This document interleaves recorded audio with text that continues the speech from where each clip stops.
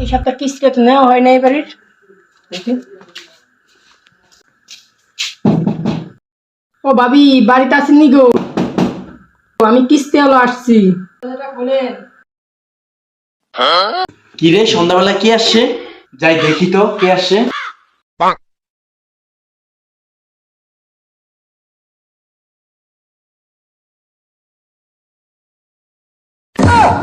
বুমা, কিস্তি এলা বেড়ে আসছে।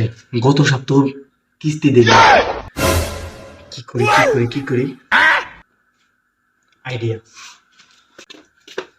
পোলাটা এদিকে বয়ে রয়েছে, কিস্তি এলা বেড়ে কি বুঝদুম, একটা না একটা কিছু তো করতে হবে। আইডিয়া। কি রে বাবা, তুই এদিকে ফোন লয়ে বয়ে আসছ? এদিকে।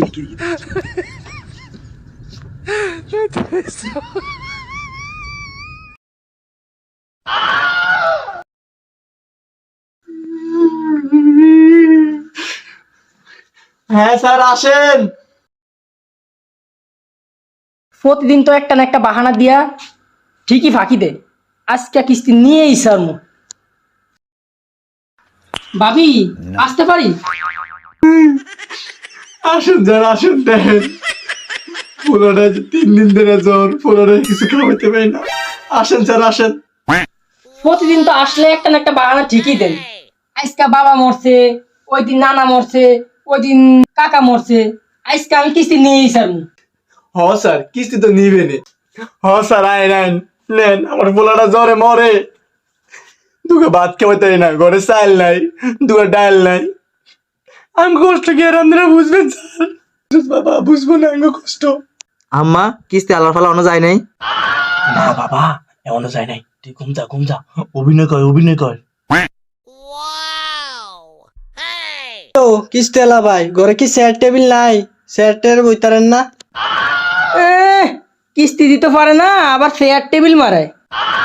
আসলে স্যার কি কমু, চেয়ার কিনিন না টেও নাই। দেখো, এদিকে আয়। শোনো, কিস্তি আলা বাইরে আজ আমাকে ছেলে অসুস্থ করে দূর করতে হবো। ঘরে তো টিয়া বসে নাই। তুমি তো আজারে বয়া মাথার কেউ দিয়ে ছায়া দিনকাল পার করো। তুমি কথাটা কিন্তু সত্যি কইছো। আজকেও কিস্তি আলা দেওয়া যাবে না কিস্তি। আচ্ছা, তাহলে কিস্তি আলা বেটা রে, ফকস বিদায় করো। আচ্ছা। কি ও সাদেক ভাই, দোনো স্বামী স্ত্রী পিস পিস করে কি কন? কিস্তি না দেওয়ার দান্দা, হ্যাঁ? 3 সপ্তাহ বকেয়া কিস্তি দেন নাই। 3 সপ্তাহ কিস্তি আজকে একসাথেই নিমু। সাদেক ভাই, যদি আজকে কিস্তি নাই দেন আপনি, তাহলে আপনার নামে আমি মামলা করুন থানায়। আরে ভাই, এই কথা কইেন না, টাকার